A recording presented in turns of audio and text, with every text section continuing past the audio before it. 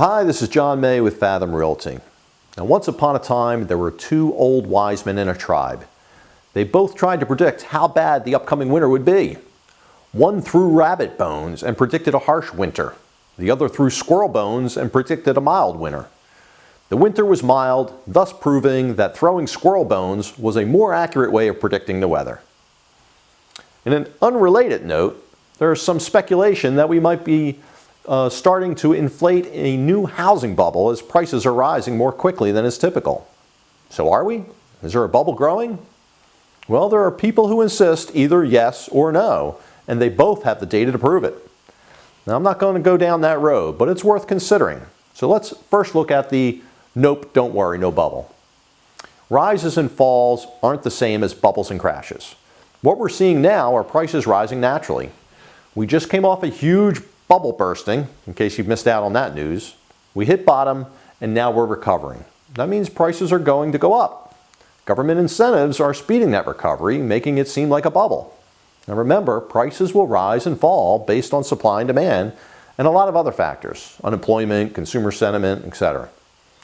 So that's economics for you. So this could just be a normal rise, and then it may be followed by a normal fall. Well, that doesn't make it a bubble any more than ensuing price drops will be a crash. Ups and downs are normal. Now, how about those folks that say, yes, worry? But this isn't a normal market, is it? Prices are rising too fast. In a normal organic market, there would be gently swing back and forth, buyer's market, seller's market, and so forth. What we're seeing now is the next bubble inflating. Now, home builders aren't worried at all. They're practically scoff at the idea of a bubble. Why? Because they talk about affordability. NAR's Housing Affordability Index shows that the typical family can comfortably afford the typical home.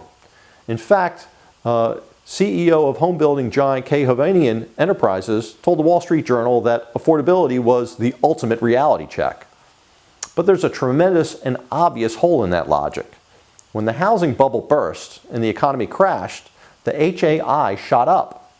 According to the HAI, homes were incredibly affordable when the market crashed. So why weren't millions of people rushing to buy homes then? Because the HAI has a very narrow field of view. It ignored the fact that unemployment had skyrocketed. Consumer confidence was in the dumps and people couldn't get a mortgage. But heck, housing was affordable. So when builders point to affordability as an indicator that we shouldn't worry, well, it's more complicated than that. How about those that say, well, maybe worry?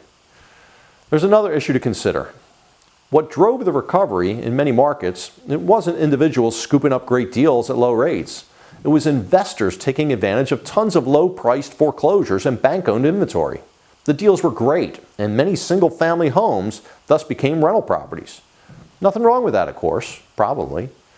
Here's the issue. What's the long-term plan for these new landlords? There's two major possibilities. One, they're going to stick to the business of rentals and derive nice income from tenants from the foreseeable future. Or two, they're going to be landlords until prices rise enough that they'll do better and sell the property at a solid profit.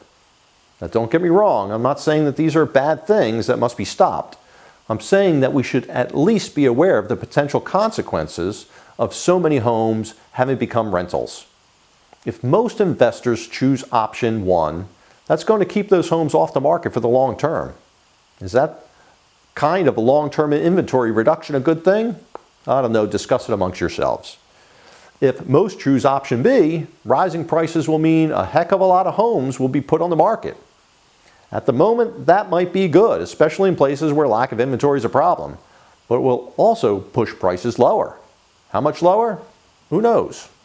Will that be like a bubble bursting, or will it be a normal market swing? Again, who knows? The reality is we may be in another bubble, and that's worth keeping an eye on. Not that we can do much about it, but the key word is may. We'd be remiss not to consider the possibility, right? For more information, join me every Tuesday night for a free home sellers webinar. You can register at www.freehomesellerswebinar.com. If you like my videos, subscribe to my channel and they'll be sent to you as they're posted.